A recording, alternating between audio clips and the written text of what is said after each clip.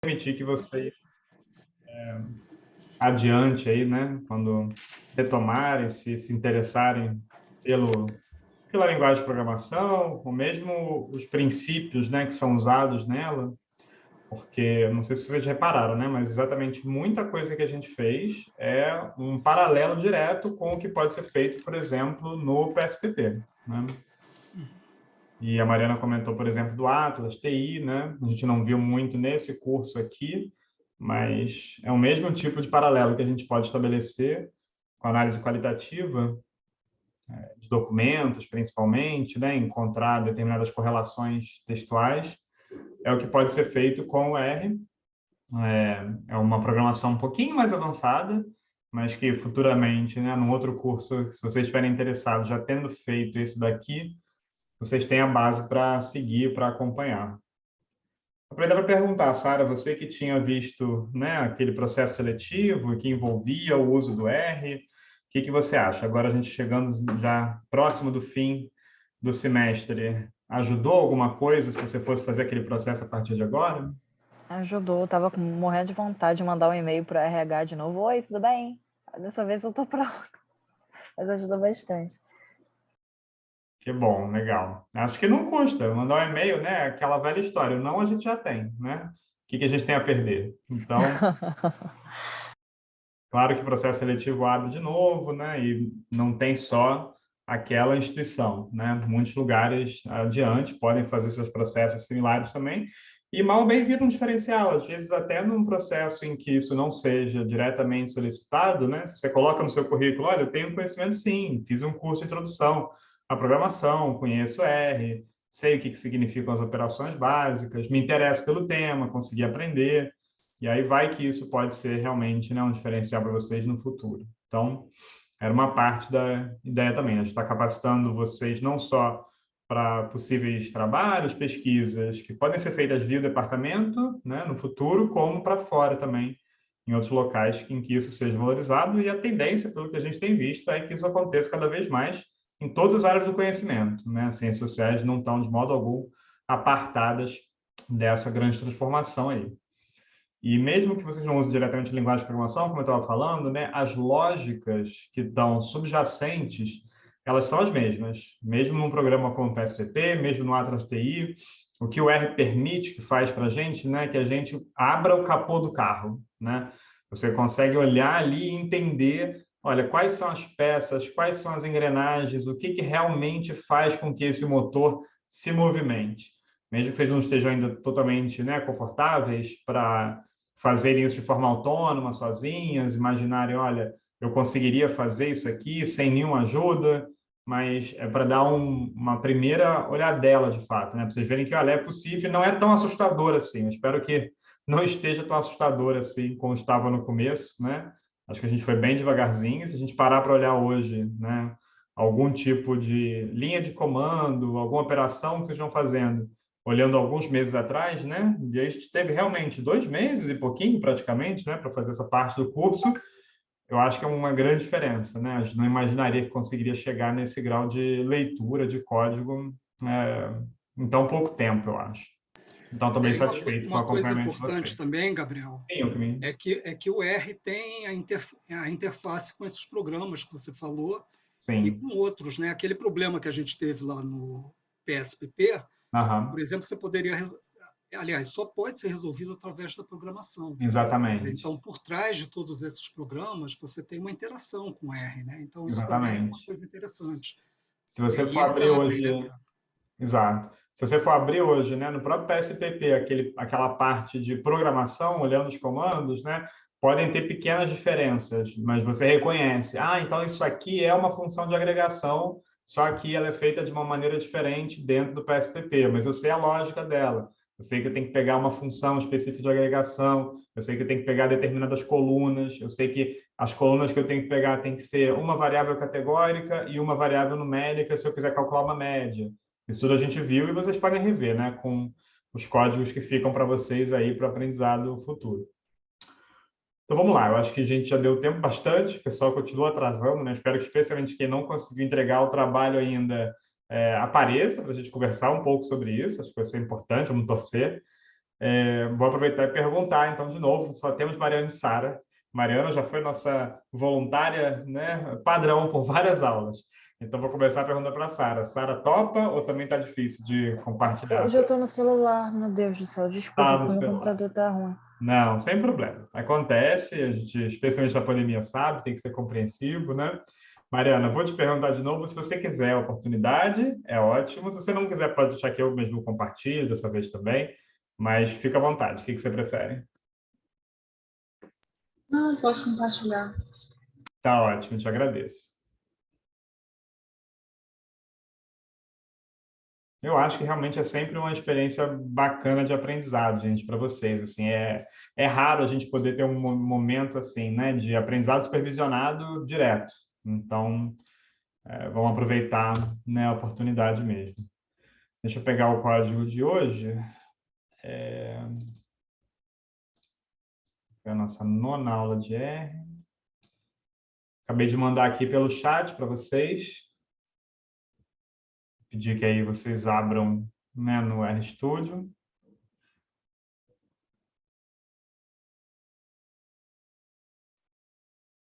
E a gente vai ter acesso agora, então, à mesma base que a gente usou antes. Então, vai ser necessário, Mariana, que você encontre aí também no seu sistema aquele arquivo que tem a extensão .sav, né, que é a base de dados que a gente usou da pesquisa do Ibope. Caso você não tenha ela por aí, eu posso enviar de novo.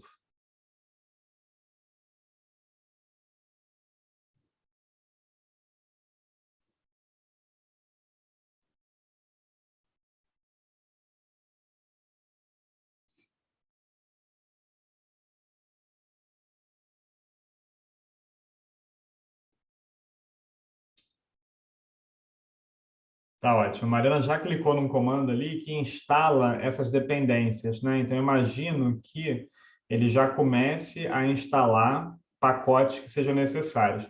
Vamos dar um tempinho, Mariana, porque como você fez esse comando por clique, ele está fazendo ali embaixo, tá vendo? No console, ele criou uma aba de jobs e tem aquele stop ali, que é aquele sinal vermelhinho, dizendo que o RStudio está em processamento e ele está baixando, então, né, como a gente fez nas últimas duas aulas, pacotes que complementam a nossa instalação. E como eu falei para vocês, são pacotes que são criados pela própria comunidade, né? São códigos, conjuntos de códigos disponibilizados gratuitamente e com um controle bastante rigoroso, tá? Para um pacote ser criado e ser disponibilizado por esse site que vocês estão vendo ali, ó, chama-se CRAN, CRAN. Ele é um pacote que é um repositório de códigos do R. Ele passa por um processo muito rigoroso, então, de avaliação, para jamais permitir, né, que nada seja disponibilizado, que sejam arquivos, por exemplo, danosos, né, segurança da informação e dos próprios sistemas de vocês é algo muito importante, né? E a comunidade do R é muito ciosa com isso de maneira geral. Então, como eu falei para vocês, né, sempre que vocês estiverem instalando pacotes diretamente pelo RStudio, isso é muito seguro, uma operação bastante tranquila de ser feita, pode ser feita sem nenhum problema. O estoque sumiu, parece que as instalações foram feitas. Vamos só garantir, então, que esses pacotes que são necessários para o uso de hoje estão todos instalados. Vamos olhar ali na aba Packages, né? Exatamente. A gente tem 5 pacotes aí, né? Por ordem alfabética, a gente começa com a Forcats, começando procurando a letra F, então, para a gente.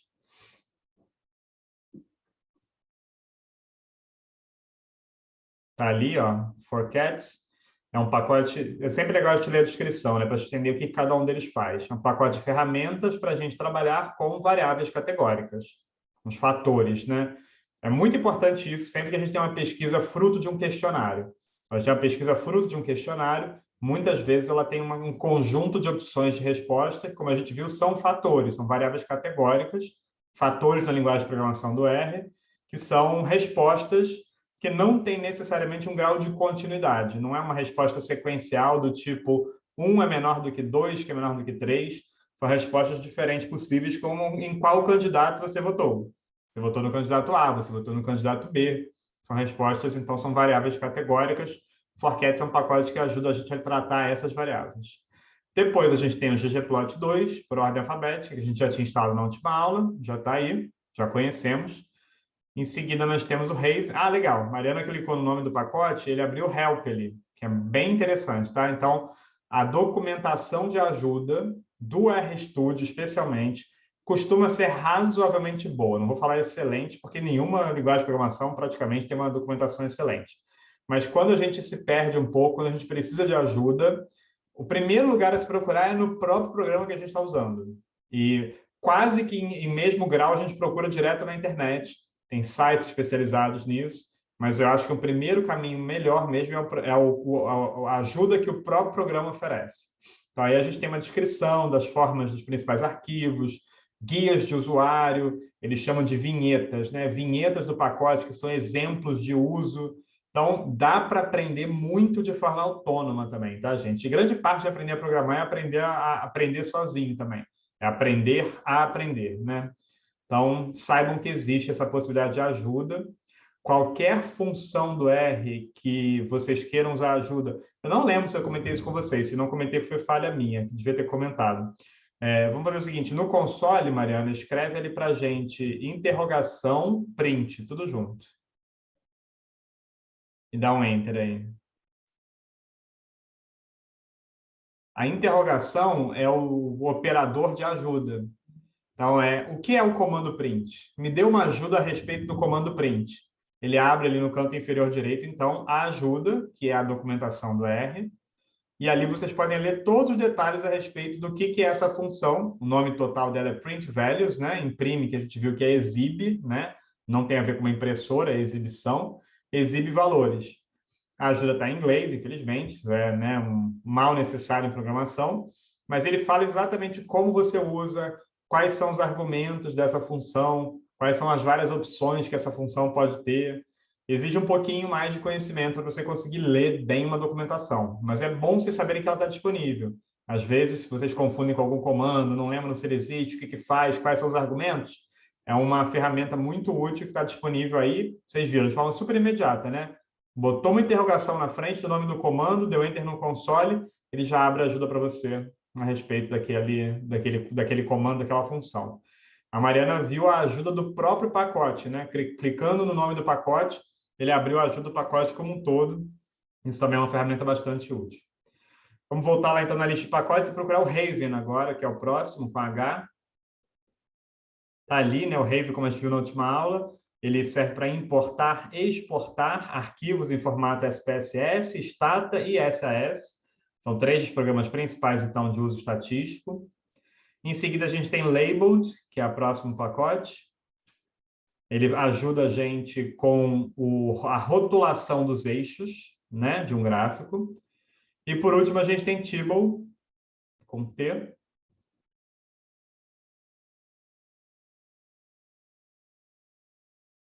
Tem ali que ele chama data frames, né, simplificados. São planilhas simplificadas. Na verdade, elas são até mais do que simplificadas, elas são normalizadas. Elas funcionam de uma maneira, um comportamento mais rígido, mais fixo do que um data frame, que é uma planilha, né, como a gente tem visto, é uma base de dados específica. O Tibble é um nome engraçado que é uma transformação de table. Então, Tibble é como se fosse um nome do tipo, isso não é uma tabela, isso é uma tabila. É para dizer que é uma tabela diferente, é uma tabela que obedece a determinadas restrições de forma para que seja mais simples da gente usar, que seja mais seguros e mais garantidos os nossos resultados. A gente vai usar isso também na aula de hoje, que vai ajudar um pouquinho a gente. Vocês vão ver já por quê. Vamos começar, então, fazendo a instalação dos pacotes. Vocês veem que está comentada, né? Está com aquela tralha no começo, porque ela não precisa ser feita sempre. Só precisa ser feita apenas uma vez. Se fosse necessário fazer, a gente tirava a tralha, rodava essas linhas, né, do Install Packages para instalar. Mas o que a gente sim tem que fazer em toda a sessão, como eu comentei com vocês, é anexar ao nosso projeto, à nossa sessão atual, o pacote que vai ser usado. Isso tem que ser feito toda a sessão, é a melhor forma da gente programar. Então, a gente vai anexar aí, né, usando o comando library, né, trazer para a nossa biblioteca um livro, que é um conjunto de códigos, nesse caso aqui, o pacote chamado Raven. Fala, Sara. Gabriel, não lembro, eu acho que você falou alguma coisa, mas eu não estou lembrado qual foi a resposta. No R a gente não tem a questão do ambiente virtual, né? De criar um ambiente virtual apartado assim da programação. Porque no Python rola isso, né? O que exatamente você está chamando de ambiente virtual no Python? Então, quando a gente cria... Não sei como traduzir isso. No Python a gente tem o env, né? O venv e tal, para fazer essas coisas, para não alterar de fato alguma coisa na sua máquina. Uhum. Tá. Você está chamando de um ambiente virtual para que você possa rodar e executar um programa com determinado conjunto de configurações que você determina. Sim. Tá, beleza. Olha, eu vou ser sincero, eu não sei se existe ou não. Eu teria que procurar para te responder melhor. O que eu posso falar garantidamente é que as seções do R, elas são autocontidas. Então, praticamente nada que você faça no R pode alterar o seu sistema, a não ser que efetivamente você mande ele alterar. Por exemplo, quando a gente cria um arquivo, né? Quando a gente está salvando um gráfico, como a gente fez na última aula, o gráfico vai ser salvo no local da sua máquina que você especificar. Agora, quando você está gerando o gráfico para ser visualizado, ele está sendo gerado aqui dentro do ambiente do RStudio. Quando a gente abre um plot aqui, né? Ele está sendo criado dentro dessa sessão. Quando você fecha o RStudio e encerra uma sessão, nada foi alterado no seu computador, no seu ambiente. Entendi. Você responde isso? Responde. Eu acho que então não tem nem necessidade de criar um ambiente virtual. É possível que não. Mas eu vou dar uma procurada, porque talvez seja uma possibilidade. Vai que a gente quer simular como seria a execução de um determinado programa num computador que tem uma especificação inferior à nossa e a gente quer limitar. Olha, vou deixar você trabalhar apenas com essa quantidade de memória RAM, com essa quantidade de espaço físico, com essa capacidade de processamento. Será que o programa se comportaria corretamente? Então, você poderia criar esse ambiente virtual, né? Eu não sei, eu nunca fiz isso dentro do RStudio, mas eu vou dar uma procurada e na próxima aula eu te falo. Tá bem, obrigada. Não. Então, vamos lá. Primeiro comando, a gente vai anexar o nosso pacote Raven. Pode executar para a gente, olhando a linha 11. Ele está pensando um pouquinho, vocês viram ali aquele stop, né? Antes de aparecer o prompt de comando, né? Que é esse sinal de maior à esquerda ali no console, a gente sempre aguarda para ver se o RStudio está fazendo alguma coisa. Agora a gente finalmente vai carregar a nossa base de dados pré-existente para o ambiente do R. Como a gente faz isso? A gente tem duas alternativas para fazer isso. Eu deixei a segunda aí, que ela é a mais prática também. Ela exige um pouquinho só mais de conhecimento da parte de vocês, mas eu acho que vale a pena a gente indicar as duas e ver qual é o ganho que a gente tem com elas.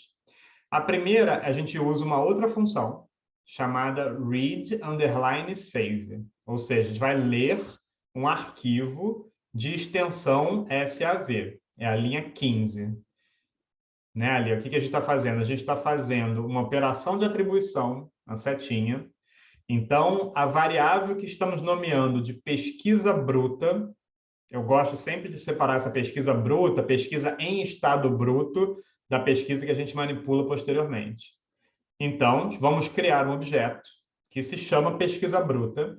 E o que esse objeto vai receber? O que vai estar guardado nesse escaninho? O resultado da função que está à direita. Qual é a função que está à direita? É a função read_save. Essa função read_save recebe um único argumento. Ela tem um único parâmetro dentro dos parênteses dela. Qual é esse argumento? Nesse caso aqui, já viu isso acontecer mais de uma vez, dentro da função, o argumento é outra função. Né? A gente viu isso, função dentro de função. Nesse caso aqui, é uma outra função chamada file.choose, ou seja, escolher arquivo. Então, pesquisa bruta vai receber o resultado da função read_save, que, por sua vez, precisa do resultado da função file_choose. Então, a gente vai de dentro para fora. A Mariana percebeu bem isso numa outra aula, lembra? A gente começa de dentro para fora quando a gente tem uma função dentro de outra função. O que essa função que está dentro faz? Ela é uma função escolher arquivo. Literalmente, ela faz isso. Você vai escolher um arquivo. Como que ela vai fazer isso? Nesse primeiro caso aqui, por meio da chamada janela do sistema. É quando a gente abre uma janelinha, navega no nosso diretório de arquivos do nosso computador e escolhe um arquivo. Vamos ver isso em funcionamento? Roda para a gente a linha 15, então, Mariana, por favor.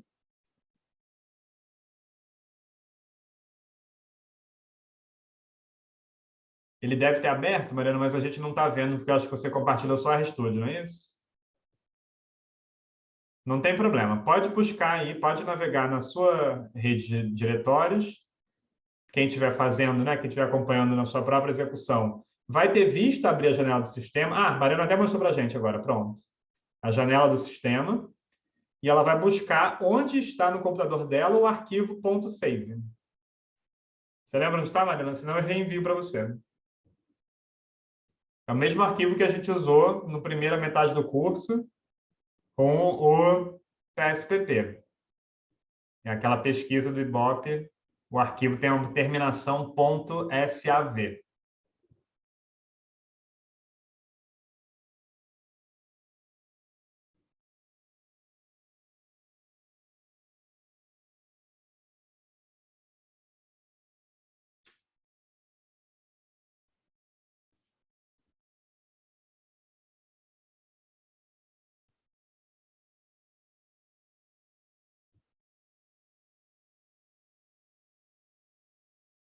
Ah, tá ali embaixo, ó, base 2018. Isso. Então, encontramos o arquivo desejado, a gente manda abrir. Então, o comando já rodou com sucesso. Vamos só ver o que foi feito. Quando a Mariana escolheu o arquivo ali, esse foi o resultado da função interna file.choose. O que é concretamente o resultado dessa função interna file.choose? Ele é um caminho. Ele é uma concatenação de discos, diretórios e caminhos do arquivo. Todos os arquivos que estão no nosso computador, eles têm um caminho, né, que está ali embaixo, descrito o caminho no meu computador como exemplo. Aqui a gente teve uma diferença de codificação. Não sei se aconteceu com todo mundo. Deixa eu ver qual é a melhor forma da gente resolver isso. Dá um segundinho, Mariana.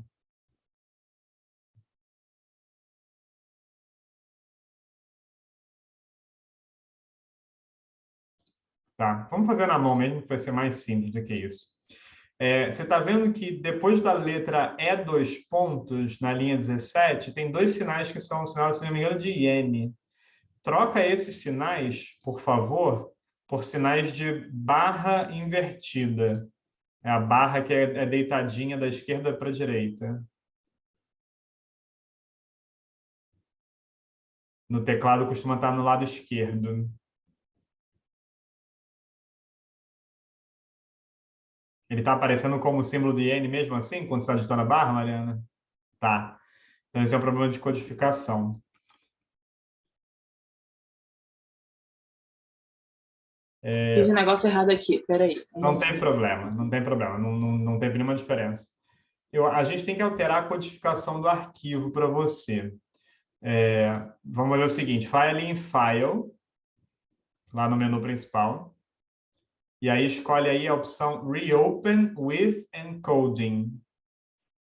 E essa daí, isso. Pode mandar reabrir mesmo.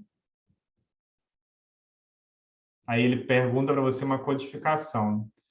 Deveria ser essa mesma. Tenta abrir assim mesmo e ver se ajuda, Mariana. Não, não fez diferença. Faz novamente o Reopen with Encoding, por favor.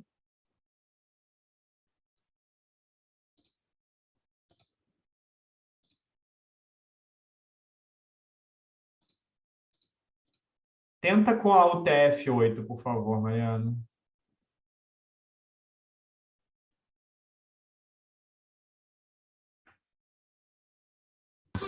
Qual? É a penúltima, é UTF-8. Vê se agora você digitando a contrabarra, ela aparece corretamente. Ainda não, né? Última tentativa. Você está usando o Windows, né, Mariana? Tenta, então, reabrir lá com a codificação daquela última opção, que é o Windows.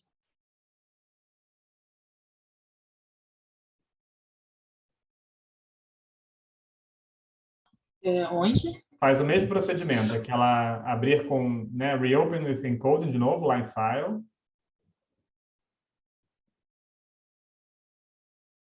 e experimenta essa última, Windows 1252. Tenta digitar agora e ver se tem diferença. Também não. Ah, aí você conseguiu a barra regular, mas não conseguiu a barra normal, né? Estou imaginando que pode ser algo do seu teclado, Mariana. Tem alguma diferença do seu teclado? Você usa o teclado, o PT-BR2, que é aquele padrão da BNT ou não? Eu acho que é esse sim. É porque aqui no teclado tá a barra invertida, só que quando eu clico nela não vai. É Ele pode só estar isso. configurado diferente no seu sistema. Isso não é grave. Vamos até ver o seguinte, se é uma coisa boba. Eu colei aqui no chat para você uma barra invertida. Às vezes você consegue copiar e colar essa barra invertida do chat no seu código. Se for algo só do seu teclado, isso resolveria.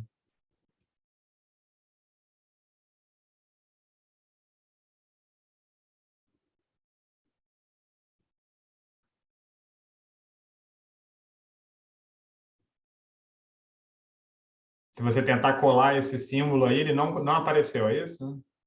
Eu acho que como é que é mesmo para tirar esse daqui, que toda vez que eu escrevo ele apaga o seguinte? Ah, você está com o insert ligado no computador? Isso. Isso. Ah, tá. Perfeito. Eu acho que você colou e ele apareceu de novo como IN, foi isso? Né? Acho que sim. Não é da codificação do arquivo mesmo. Tá, é uma coisa muito específica, a gente não vai conseguir resolver agora, infelizmente, mas a sua barra regular está funcionando, né? A sua barra da direita. Então, substitui esses INs aí por uma barra regular. Não sei se... uma barra só, nesse caso. Isso, aí cada 2 INs aí você troca por uma barra, por favor. Eu não sei se com isso a gente vai ter algum erro na execução, mas pelo menos dá para vocês entenderem qual é o procedimento correto a ser feito. E aí cada um depois pode tentar rodar o seu. Tá ótimo, tá certinho agora. Então vamos voltar na linha 15. O que a gente fez? A gente usou a função readSave. Para isso, ela chamou a outra função que é o FileChoose. Foi quando a gente escolheu, né, um arquivo dentro do nosso computador. Quando a gente escolhe um arquivo dentro do nosso computador, tudo que acontece, na verdade, você copia um caminho específico onde um arquivo está salvo no meu computador. Então, por exemplo, na linha 17, dá para ver depois daquele comando paste ali, onde começa em E2 pontos, onde é que o arquivo estava salvo no meu computador. Então, no meu computador, ele estava no disco E, estava num diretório chamado Gabriel, num subdiretório chamado Dropbox, de novo num subdiretório documentos, num subdiretório base de dados, e aí sim tinha um arquivo cujo nome era Ibope pós-eleições 2018.save. Isso aqui facilita muito o próprio usuário a rodar várias vezes esse mesmo programa. Porque sempre que eu for rodar o programa, se o arquivo estiver no mesmo lugar no meu computador, vai dar tudo certo. Qual é o problema? Esse caminho aqui é o caminho no meu computador. No computador da Mariana está em outro caminho, no computador do Alckmin tem outro caminho, no computador da Sara está em outro caminho. Então, cada um de vocês, para usar esse segundo método, que é o método mais veloz, mais rápido de ser usado com regularidade, com recorrência, precisa descobrir qual é o caminho no seu computador. Tem algumas formas diferentes de fazer isso, mas teria um pouquinho mais demorado para explicar agora, acho que não é o nosso objetivo. Então, a gente vai ficar com o primeiro método, que é simplesmente clicar no arquivo onde você quer carregar. Fizemos isso, então nós criamos uma variável no nosso ambiente. Está ali à direita, o nome dela é pesquisa bruta, e vejam o tamanho dela, como é muito maior do que a gente vinha trabalhando ultimamente. É um conjunto de 2.506 observações de 310 variáveis. É exatamente a base que a gente trabalhou na primeira metade do curso no PSPP. Inclusive, a gente pode clicar ali e visualizar essa planilha.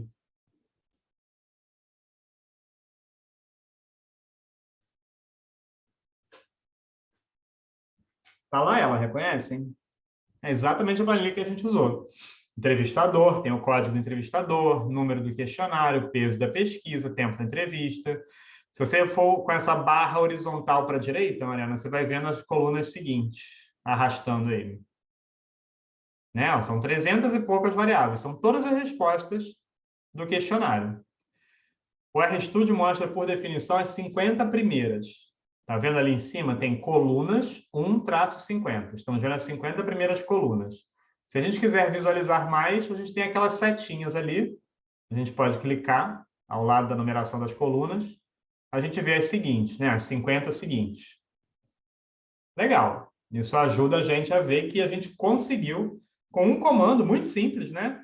Importar a base de dados que é de formato do arquivo de SPSS, né? .save, para cá. Temos todas as informações e podemos trabalhar com as informações da mesma forma que a gente fez com aquelas bases de dados muito simples que a gente criou didaticamente nas últimas aulas. Quando a gente tem uma base muito grande, especialmente para usar no RStudio, a gente pode usar essa facilidade dele. A gente falou um pouco sobre isso na última aula, que é aquela estratégia, né, do split, apply, combine, né? A gente fatia, aplica e combina. O principal, no primeiro momento, é realmente a gente fatiar.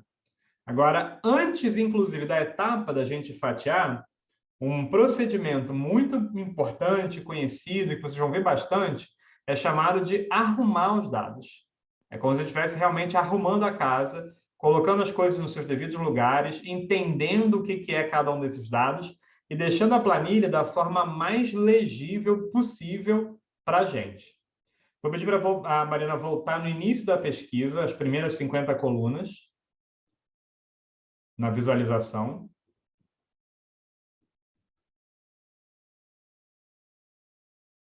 Legal. Vamos ver um pouquinho essas primeiras 5 colunas aí. Entrevistador, número do questionário, peso, tempo da entrevista, localidade, urbano, rural. A gente vai trabalhar em breve com elas.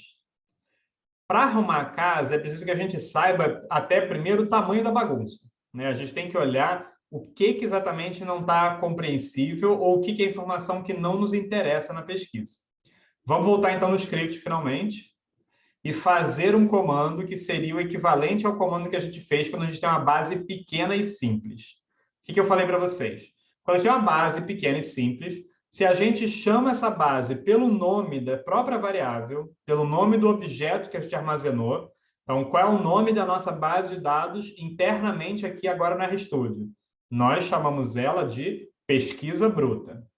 Então, na linha 23, a gente só fez isso. A gente só fez pesquisa bruta. Isso aqui é exatamente o que a gente fez nas outras aulas, quando a gente tinha aquela base de dados chamada turma.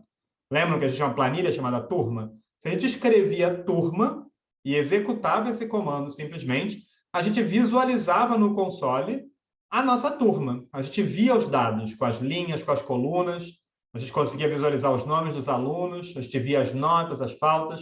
Era uma base pequena e simples. O que acontece se a gente tentar fazer a mesma coisa aqui com uma base grande e complexa? Roda para a gente, Mariana, na linha 23. Você já tinha rodado sem querer antes, né? Vamos olhar para o console. Nossa, tá difícil de entender o que está acontecendo ali. No console, a gente tem muitas linhas de saída. Tenta usar a barra de rolagem, Mariana, para subir aí no console, para a gente ver onde é que começou essa saída. Aí, olha só. Logo depois do seu comando. Ali, ó, o comando foi pesquisa bruta. O que ele diz para a gente? A primeira linha, né, diz uma tabila, foi aquela tradução que eu dei para Tibble, né? Tibble é uma palavra engraçadinha que foi criada pelo criador desse pacote específico, que é para trabalhar com tabelas de uma forma mais padronizada no interior do R. Então, ele chama, em vez de tabelas, de tabilas, são as Tibbles. Então, ele fala, pesquisa bruta é uma tabila. Ela é uma tabila de que tamanho? 2.506 por 310. Faz sentido, né? São 2.506 linhas por 310 colunas. Que linhas são essas? Que colunas são essas? Ele dá um exemplo das 10 primeiras. Aparece aí, né? Ó, entrevistador, A1, NQuest, double, peso, tempo entrevista, time, localidade, CHR. A gente vê cada uma das colunas. Só que a gente só viu algumas delas, né? A gente não viu todas. Ele deu um ligeiro exemplo do que são e a forma de leitura está um pouco complicada, né? Me parece que os números estão um pouco truncados. Quando a gente desce depois das 10 primeiras entradas, a coisa fica mais complicada ainda. Olha lá. Ele diz, depois dessas 10 linhas, tem mais 2.496 linhas, e depois dessas colunas que estão visualizadas aqui, tem outras 302 colunas. Quais são elas? 2 pontos. Ele começa a dar todas as colunas, todas as variáveis, e entre aquelas chaves, ali aquele sinal de menor e maior, ele dá o tipo do dado que está armazenado ali. Double, DBL, é um tipo muito comum em programação que quer dizer um número fracionado com alta precisão. É um número com casos decimais com alta precisão.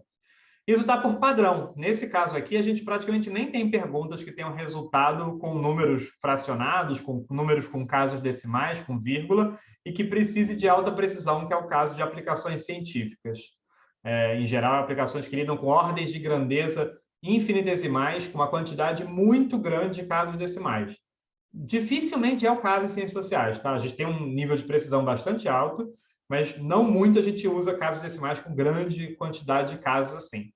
Por padrão, as tabelas usam já esse formato. Então, quando o dado foi importado aqui, ele criou uma tabela que já tinha esse tipo de formato de dados. Isso não vai atrapalhar a gente, mas atrapalha um pouco a visualização. Vamos ver alguns outros comandos que simplificam um pouco a nossa vida, em vez desse de botar direto o nome da variável e chamar pesquisa bruta. Primeiro deles é esse comando chamado anyRow. Row são as linhas. Então, anyRow é o número de linhas, é a quantidade de linhas que algo tem. No caso, o nosso algo aqui, o pesquisa bruta, é praticamente uma planilha, tá, gente? Eu vou falar a tabela, que é esse nome engraçado, porque ele ajuda um pouco com algumas funções. Mas é a mesma coisa, é uma planilha, do mesmo modo que a gente estava usando nas outras aulas. Vamos ver quantas linhas tem essa planilha. É isso que o comando anyRow faz.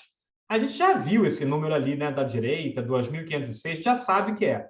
Mas essa é uma forma muito segura, garantida, de a gente saber quantas observações efetivamente a gente conseguiu desse universo de pesquisa nessa planilha. Então, roda para a gente, Mariano, anyRow. Super simples, o resultado é 2.506. Tem um outro equivalente que é o anyCol, é o número de colunas, é a quantidade de colunas. Então, lembrando sempre, por padrão, e no data frame, na planilha de modo geral, isso não é obrigatório, mas é recomendável.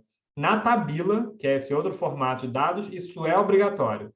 As linhas são observações, são, por exemplo, respondentes numa pesquisa, e as colunas são variáveis, são as respostas individuais a cada pergunta no nosso caso.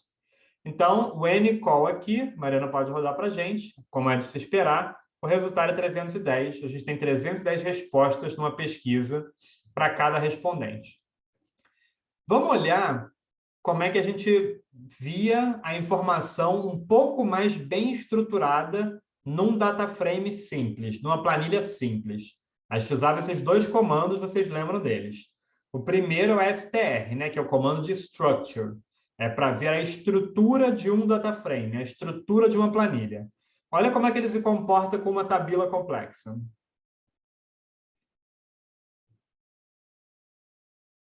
A execução até demora um pouquinho, tá vendo? E ela não é super informativa também. Mostra muita coisa, tem muita variável, tem rótulo, tem o tamanho do display, tem o formato no SPSS, qual seria. Muita informação, não está ajudando muito. Vamos ver o summary da pesquisa, que a gente viu que numa tabela simples, numa planilha simples, era bem informativo para a gente. Olha o summary de uma pesquisa bruta, uma pesquisa grande e complexa, qual é o resultado dele? Ele mostra praticamente da mesma forma que mostrava no data frame, mas, de novo, as nossas perguntas aqui, né, cada uma das nossas variáveis, das nossas colunas da planilha, elas são muito codificadas, né? Quando a gente conhece bem o nosso universo de pesquisa, a gente fez isso muito quando eu estava lá no PSPP, né? Qual que é mesmo, gente? É a Q20 ou a Q21? Era a P19 essa pergunta? É a mesma coisa aqui, né? Daria para ver ali, ó, P1004, X, é uma determinada pergunta, né? Um conjunto de respostas. Só que esse sumário aqui, para a gente, de novo, foi muito pouco informativo. Ele não fez um sumário equivalente àquele de uma tabela que já estava efetivamente tabulada, que era o exemplo que a gente usou quando a gente tinha a tabela turma, que a gente vinha mexendo na última vez. Por isso, vocês veem que a gente passou tantas aulas trabalhando com exemplos simples. Se a gente começasse com esses exemplos complexos aqui, seria muito difícil de entender efetivamente como é que a gente sumarizava e via a estrutura de uma planilha desses casos. Vamos fazer uma primeira operação que vai ajudar a gente bastante e vai deixar, a meu ver, a planilha muito mais legível. É a forma como eu prefiro trabalhar com ela, inclusive. A gente vai pegar toda essa pesquisa bruta e vamos pegar os fatores, ou seja, as variáveis categóricas, as respostas possíveis a uma coluna. Vamos olhar a diferença quando a gente faz na linha 40. Então, a gente vai criar um outro objeto. Então, lembrem, é um outro escaninho, um outro objeto vai ser guardado com um novo rótulo. Nosso rótulo é pesquisa. O que vai ser armazenado nessa pesquisa? O resultado de uma função nova também, uma função as-factor. É uma função como fatores. Então, eu vou querer armazenar a pesquisa bruta, mas não vou querer armazenar ela exatamente da forma como ela está, que é a pesquisa bruta. Eu já quero armazenar como os seus fatores de resposta. Vamos rodar essa linha 40 e ver qual vai ser a diferença.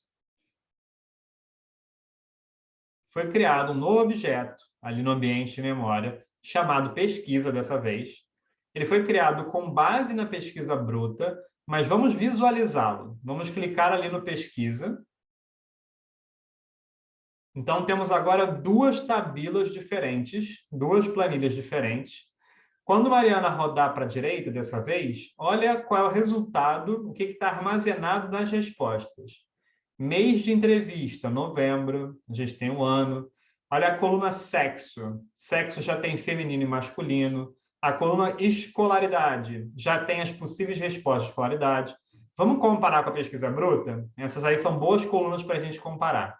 Como é que está a pesquisa bruta exatamente naquelas mesmas colunas? Olha ali, sexo, faixa de idade, escola, ramo de atividade. Lembram desse formato no PSPP? A gente tinha os rótulos. Esse aqui é o formato real, o formato bruto. O computador não sabe que sexo masculino e feminino, ele sabe 1 e 2.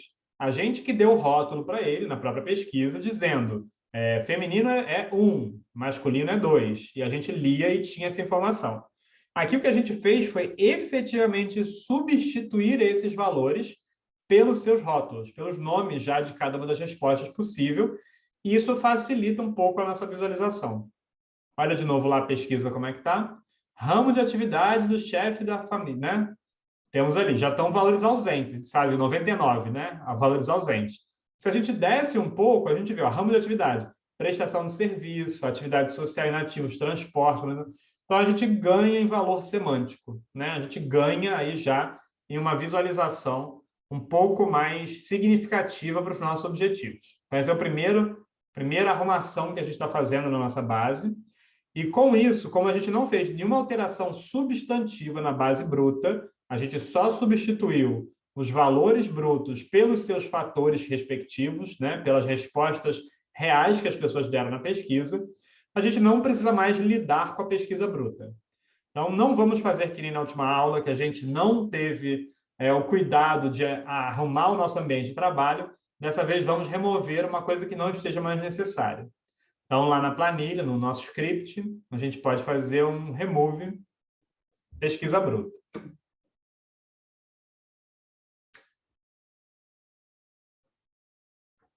Tá ótimo. Agora a gente pode fazer mais... perdemos a pesquisa bruta, né? Ela, em princípio, não está mais existente aí. Ela existe aí só como um eco dela, uma sombra dela que ficou porque ela estava aberta.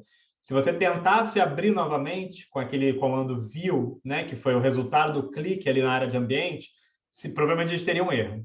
Podemos fechar, então, né? A gente não precisa mais dela, vamos ficar só com a pesquisa. Vamos agora pensar nas colunas efetivamente que a gente tem ali. Muitas vezes a gente vai ter umas colunas que não são informativas. Elas são úteis, são valiosas para quem criou aquela pesquisa, mas para nós que vamos manusear os dados, elas podem não ser informativas. Como é que a gente lida com isso para facilitar a nossa vida? O primeiro procedimento que a gente pode fazer é simplesmente remover colunas inteiras. Isso às vezes é interessante. Não quero mais pensar na minha pesquisa em quem foi o entrevistador. Vou supor que isso não está fazendo diferença para o meu universo, não estou numa função de coordenador que eu quero avaliar se as entrevistas foram feitas corretamente, se o entrevistador, né, preencheu adequadamente os dados, se não inventou dados de pesquisa. A gente pode fazer isso, né? Por exemplo, recortar a pesquisa somente pelas respostas de determinado entrevistador. Não quero fazer isso. Nesse caso aqui, eu vou dizer que não me interessa mais a coluna inteira entrevistador. Como a gente faz isso? A gente já viu isso em outra aula, mas lembrando, a gente tem a pesquisa. Vamos pegar o operador cifrão, que é a coluna da pesquisa, e vamos fazer uma operação de atribuição. No caso, a gente vai atribuir o valor nulo. É essa palavra toda em maiúsculas, null. Vamos anular esta coluna. Faz isso para a gente, Mariana. Anula a coluna entrevistador. Quando você clica de novo ali na pesquisa, não existe mais a coluna entrevistador. Vejam que o tamanho da planilha mudou. A gente antes tinha 310 colunas. Agora a gente tem 309. Perdemos informação. Perdemos informação permanentemente. Não tem volta. Claro que se a gente refizer, né, a gente pode ler de novo da base, porque o nosso arquivo .save nunca foi modificado. Mas daqui para diante, eu estou dizendo para a RStudio, não me interesso mais para essa informação nunca mais. Não quero saber, não quero trabalhar com ela. Estou só limpando a minha pesquisa. Tudo bem. Essas outras colunas iniciais aí, algumas delas eu acho que a gente pode continuar fazendo isso e limpando o nosso universo. Vamos continuar fazendo isso e vendo, inclusive, outras formas de fazer. Então, vamos tirar a nossa coluna A1 NQuest. Então, a gente tem ali o número do questionário. Vi sua mensagem, tá, Sara? Obrigado. A gente tem o NQuest. O que é o NQuest? A1 NQuest. É a coluna seguinte ali à direita. É o número do questionário, né? Passa ali um pouquinho para a direita, Mariana, a gente deve ver com a barra de rolagem. Ah, não, desculpa. Ela já saiu, né? Você já removeu, eu não tinha visto. Mariana já executou, então. A gente tinha uma coluna que dizia qual é o número do questionário. Então, a gente não precisa saber o número do questionário para lidar com esse universo de pesquisa. Vamos remover também. Vamos dizer que a gente quer remover várias colunas de uma única vez. Olha, não quero essa coluna, não me interessa. No caso aqui, então, a gente vai remover a coluna chamada peso e a coluna de tempo da entrevista. Tempo da entrevista até poderia ter algum interesse para a gente, tá? Mas vamos remover dizendo que a gente não quer trabalhar com ela. Como é que a gente faz isso? É uma segunda forma da gente remover colunas. É usando uma fatia. Lembra da última aula? O que a gente está fazendo aqui? A gente está pegando uma planilha. Qual é a nossa planilha? Ela se chama pesquisa. Depois de pesquisa, a gente quer selecionar um determinado conjunto de. É um conjunto de quê? De linhas ou de colunas? Então, a gente usou o colchete, que a gente vai pegar uma fatia. Sempre que a gente... Lembra o post-it? Sempre que a gente usa o colchete para fatiar uma planilha, a gente tem uma vírgula. O que essa vírgula separa? Antes da vírgula as linhas, depois da vírgula as colunas. Queremos trocar alguma coisa aqui em relação às linhas? Não. A gente não quer perder nenhuma observação. Eu não quero matar um respondente da pesquisa, né? Eu quero tirar um determinado conjunto de variáveis. Então, as linhas vamos manter todas. Mantemos todas, omitindo o valor dessa variável. Não tem nada antes da vírgula. A gente quer fazer alguma coisa com as colunas. Estamos especificando aqui quais colunas a gente não quer. Vamos usar os nomes delas. Vamos fazer um vetor combinando dois nomes de colunas diferentes. A coluna chamada peso e a coluna chamada tempo underline entrevista. Antes de rodar essa linha, abre de novo ali a pesquisa para a gente, Mariana. Vamos ver o nome da coluna, onde é que ele está. Veja ali, a primeira coluna, né? A primeira coluna se chama peso. A segunda coluna se chama tempo underline entrevista. Deem uma olhada na terceira e na quarta colunas, que isso é importante. O nome da terceira coluna é somente localidade. É somente a palavra que está em cima. O nome da quarta coluna é somente dia ENTR. Esse é o nome real da coluna. Embaixo do nome da coluna, a gente pode ter um rótulo. A gente tem um label. É algo que ajuda a gente a visualizar aquela informação. Mas não é o nome, não faz parte do nome real daquela coluna. As primeiras duas colunas aqui, elas nem têm rótulo, né? É somente o nome delas. Já localidade tem ali um rótulo que, nesse caso, da forma como essa pesquisa aqui foi feita, ajuda a gente a ver quais são as duas opções. É um modo estranho, a gente já vai lidar com ele. O mais comum é o caso seguinte, e todos depois dele, que é uma explicação. O que exatamente é esta coluna? A coluna dia ENTR é o dia da entrevista, a data da entrevista com o seu dia, né? A data em que a entrevista foi feita, em que dia. Vemos ali que foi feita no dia 15. A coluna seguinte é a mesma coisa para o mês, a coluna seguinte é a mesma coisa para o ano. Mais adiante temos umas mais interessantes ainda. Avança um pouquinho para a gente na direita, por favor, Mariana. Pode mais um pouco, pode mais um pouco. Temos aí, ó, algumas mais interessantes.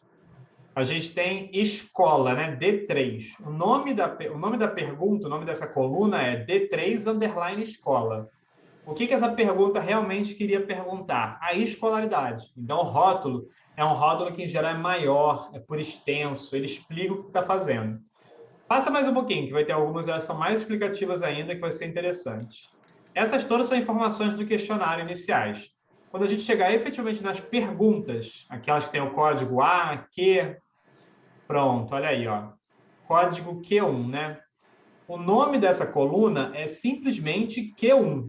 É assim que a gente acessa o dado dela, é assim que a gente vai pegar a informação. Ela se chama Q1.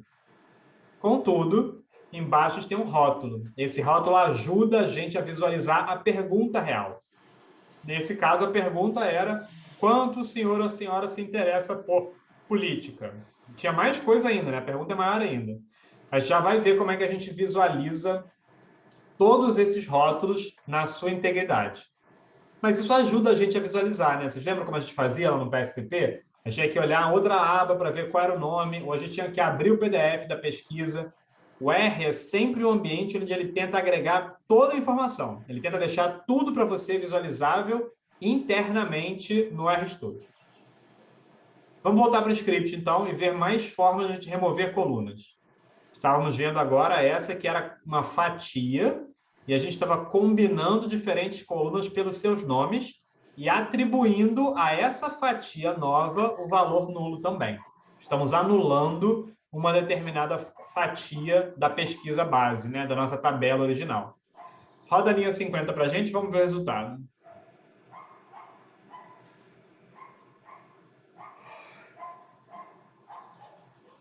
Temos ali o resultado. Não temos mais a coluna peso, não temos mais a coluna tempo de entrevista. Estamos mantendo só dados que sejam realmente bem relevantes para a gente. Gabriel. Pode falar, Mariana. Essa questão, por exemplo, quando se usa esse comando, você coloca como se a coluna valesse 0 ou ela é removida mesmo? Ótima pergunta, ótima pergunta. A coluna não vale 0. Nesse caso aqui, ela é uma coluna anulada. E 0 e nulo, no caso da linguagem R, são valores distintos. Uma coluna pode ter valor 0. Por exemplo, lembra quando a gente teve na planilha turma, a gente tinha faltas, alguns alunos não tinham faltado, o valor da coluna faltas era 0 para aquele aluno. A gente poderia ter uma coluna inteira com valor 0? Poderia. Uma turma em que ninguém faltou aula nenhuma, a coluna faltas, todos os valores vão ser 0. Não foi isso que a gente fez aqui. O que a gente fez aqui foi realmente conceder o valor nulo a uma coluna inteira. Uma coluna inteira que tem o valor nulo é a mesma coisa que uma coluna que não existe. A gente anulou a coluna nesse caso aqui. Tudo bem? Beleza. Vamos ver, então, a terceira e última forma de a gente remover uma coluna. Vocês podem ter percebido que, na primeira forma, a gente removeu uma coluna de cada vez. Na segunda forma, a gente escolheu um conjunto de colunas a serem removidas. Só que aí são 306 colunas, né? Se a gente quisesse remover 300 dessas colunas para ficar apenas com 6 colunas que realmente interessam a gente em determinado momento. No formato da linha 50, o que a gente estaria fazendo? Olha, A gente teria que dizer, coluna por coluna, quais que são as que a gente quer remover. A gente pode fazer isso dessa mesma forma, de um jeito invertido, que permite que a gente fique com apenas um determinado conjunto de colunas. É quase o que está na linha 53. Mas como nesse momento inicial a gente já está limpando, eu ainda quero remover só algumas colunas, eu vou mostrar para vocês o inverso dessa operação. Ou seja, é a mesma operação da linha 50. Eu quero remover somente algumas colunas. E eu vou passar o nome de cada uma dessas colunas. A gente vai fazer o comando subset. A gente vai selecionar um subconjunto para ser mantido. Só que no caso, como eu não quero selecionar um subconjunto a ser mantido, eu quero de novo selecionar um subconjunto a ser removido. O que eu vou dizer é, eu quero manter o subconjunto que seja o inverso do subconjunto que eu vou estar selecionando. Não sei se deu para acompanhar, porque são duas inversões, né? Eu estou fazendo um subconjunto e eu vou selecionar um determinado subconjunto. No caso, normalmente eu seleciono o que eu quero manter. De um determinado conjunto, eu seleciono um subconjunto para manter. Mas no caso, como eu quero selecionar um subconjunto para remover, eu vou dizer que eu quero manter aquilo que não seja o subconjunto que eu vou remover. Por isso eu estou botando um sinal de menos antes da letra C ali. Então eu estou fazendo um subconjunto de tudo o que não seja o dia da entrevista, o mês da entrevista e o ano da entrevista. O que eu estou fazendo na prática? Eu estou removendo as colunas dia da entrevista, mês da entrevista e ano da entrevista. Antes de rodar, olhem de novo a pesquisa. Clica para a gente, Mariana, por favor.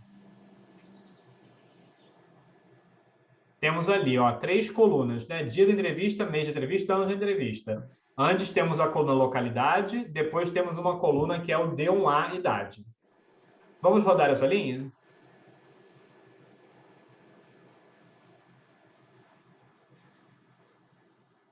E vamos olhar a pesquisa.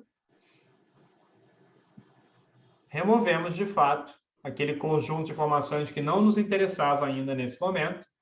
E estamos com uma pesquisa que está mais representativa, né? A gente consegue ver melhor agora um conjunto de informações.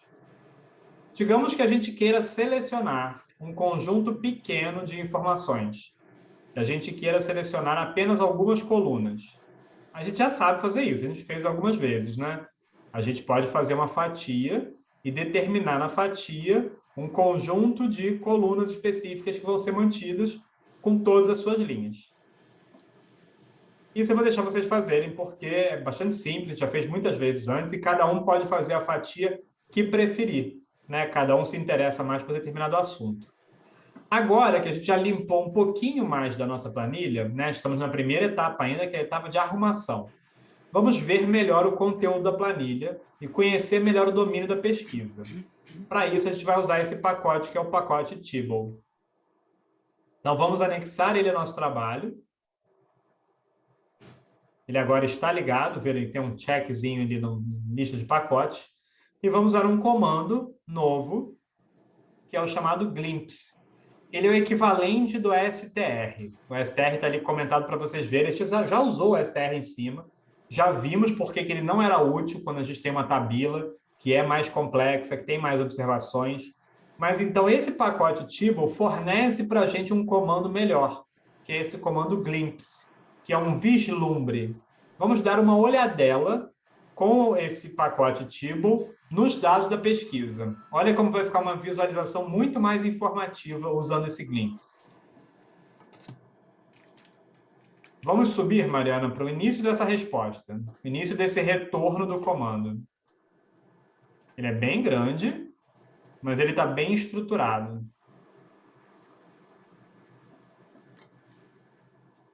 Temos aí, ó. Logo que a gente executou o comando glimpse, ele mostrou para a gente, primeiro, número de linhas, número de colunas. Em seguida, ele detalha a cada linha uma das colunas da planilha. Temos a coluna localidade, temos a coluna D1A, temos a coluna D1A faixa, idade, temos a coluna D2 sexo, a coluna D3 escola, que a gente sabe que é a escolaridade, e temos à direita as primeiras respostas que foram dadas para esta pergunta, né?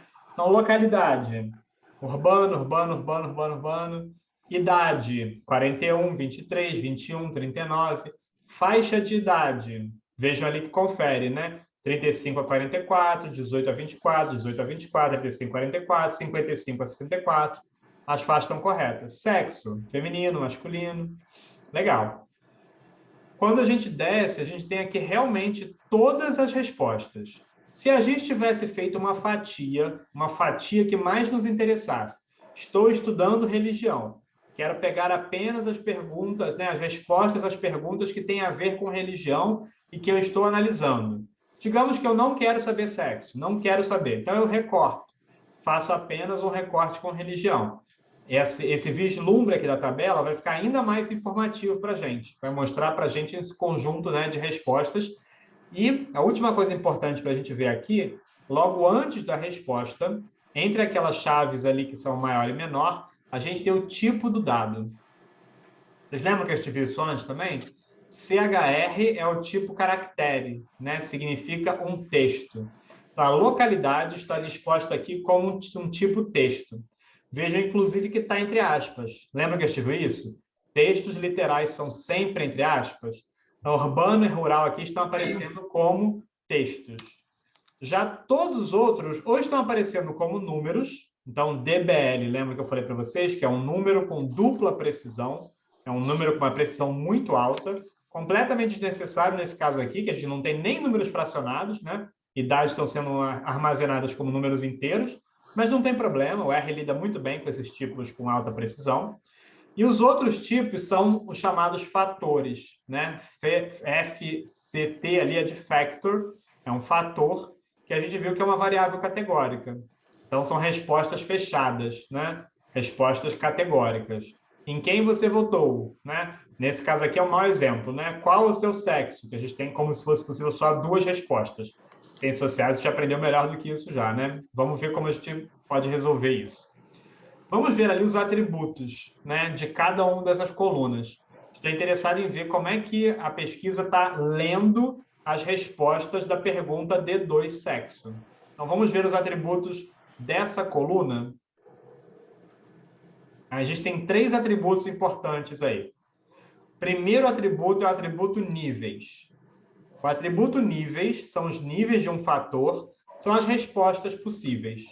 Nesse caso aqui, dessa pergunta, por isso que eu botei que é um exemplo criticável para ciências sociais, vocês já aprenderam isso, foi separado somente como masculino e feminino. Não tinha outra resposta possível.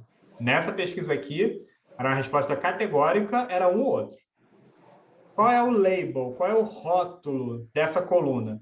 Vocês lembram que o nome da coluna é D2 sexo.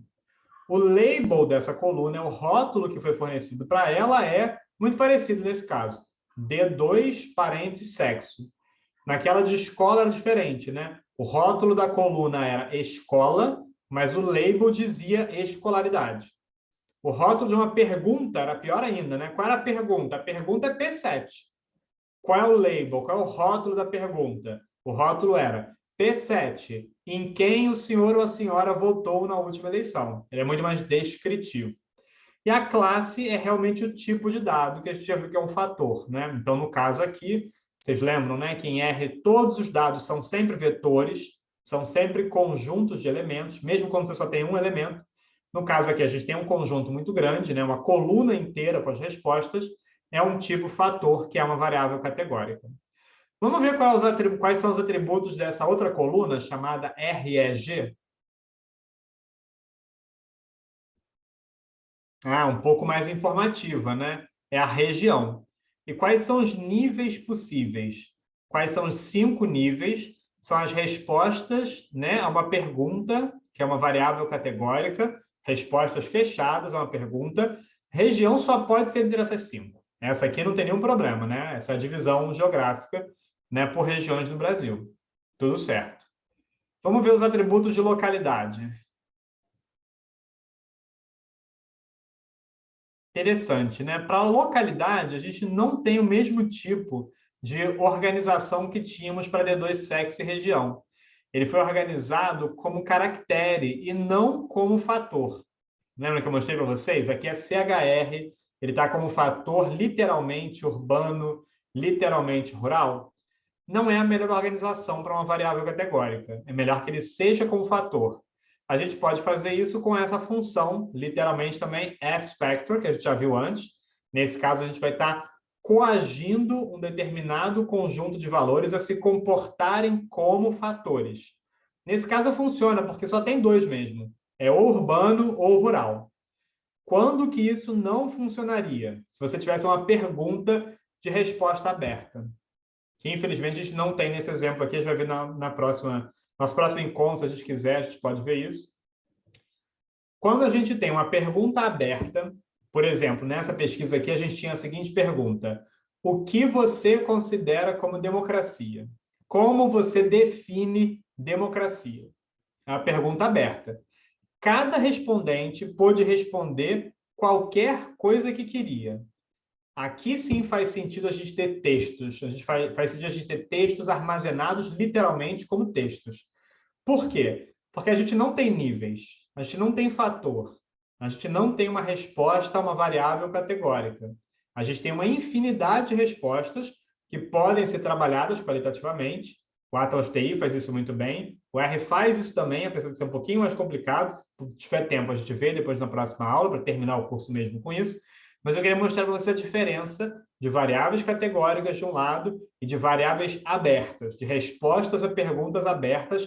Elas sim merecem ser somente textos no interior de uma pergunta. Nessa base do Ibope aqui, a gente infelizmente não tem nenhuma pergunta que tenha ficado na base, mesmo essas perguntas abertas que eles fizeram não foram fornecidas aqui para os pesquisadores, as respostas na íntegra, por isso a gente não vai poder ver, mas eu queria mostrar para vocês o exemplo de como a gente trataria, seria como texto. Rodando, então, a linha 75, a gente vai corrigir essa pergunta, que não era uma variável categórica, e rodando a linha 76, a gente vai ver se essa transformação foi feita adequadamente. Está lá, ó, a classe passou a ser um fator, ele tem dois níveis, que são dois níveis agora sim categóricos, ou urbano ou rural, e o label continua sendo o rótulo urbano ou rural, que são as possibilidades de resposta no caso dessa pergunta. Outros, então, a gente vê que seriam os três casos das perguntas que seriam abertas. Nesse caso aqui, a gente não vai poder corrigir, infelizmente, porque, como eu falei para vocês, elas não estão descritas. Vamos ver os atributos de qualquer maneira. São 3 perguntas só, um total de 310, né, que a gente tinha. A gente só tinha 3 perguntas abertas nesse questionário. Então, temos aí uma pergunta que era sobre democracia. A resposta já está codificada. E já está codificada em 17 alternativas.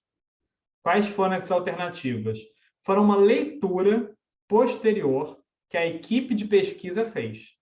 Então, antes de mostrar os resultados aqui para os pesquisadores, a própria equipe de pesquisa do Ibope, que fez a pesquisa, já catalogou as respostas e separou as respostas em 17 categorias diferentes. Não importa o que a pessoa respondeu, ela tem que ter sido classificada entre uma dessas 17 respostas aqui. Infelizmente, não tem como a gente retornar, né? Não tem como a gente recuperar as respostas se a gente não tiver acesso realmente à base de dados bruta, né? Ao conjunto de respostas, e que poderia ter sido disponibilizado. É um trabalho que já foi feito, tem o seu valor aqui, simplifica, né, a nossa tabulação dos dados, mas já engessa as respostas, né? A gente não sabe exatamente o que as pessoas responderam, a gente sabe que aquilo que as pessoas responderam foi classificado pelos pesquisadores do Ibope nessas 17 categorias. O mesmo vale para a pergunta seguinte, que é a P13. Roda para a gente também, por favor, Mariana. Olha como era a pergunta. O que é corrupção para você? O que é corrupção para você foi classificado já de antemão em 15, nesse caso aqui, né? 15 respostas possíveis. Infelizmente, para análise qualitativa, isso é bem ruim para a gente perde muita informação, mas só para vocês saberem o que foi feito. E no caso da pergunta D12, que era a última pergunta aberta do questionário, a gente tinha qual a sua cor ou raça espontaneamente. Sempre interessante também de colocar, né? E aqui está quase com fatores, né? Imagino que não tenha tido muita agregação. Mas é uma pergunta também que é muito de resposta muito curta, né? Então tem pouco interesse em não considerar essa pergunta como uma resposta categórica. Seria legal a gente depois tabular, né, para ver, inclusive para ver que a maior parte das pessoas responde muito próximo das categorias do IBGE, né, das 5 categorias. Então, se eu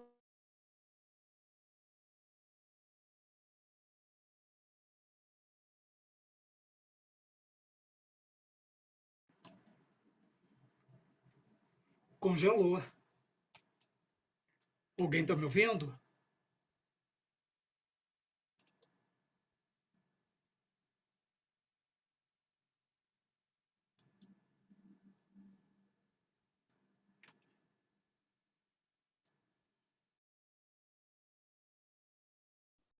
acho que tivemos uma estabilidade.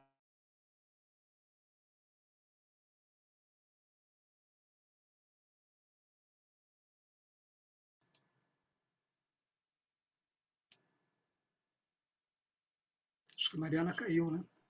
Foi. Agora a gente está ouvindo bem.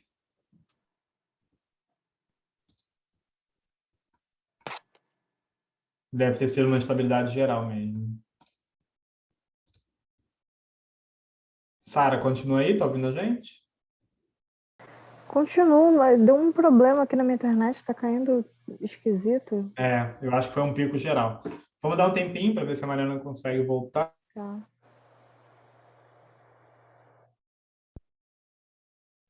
Por via das dúvidas, eu vou ligar o meu 4G também. Ah, e uma coisa, me desculpa não estar compartilhando hoje, é porque meu computador.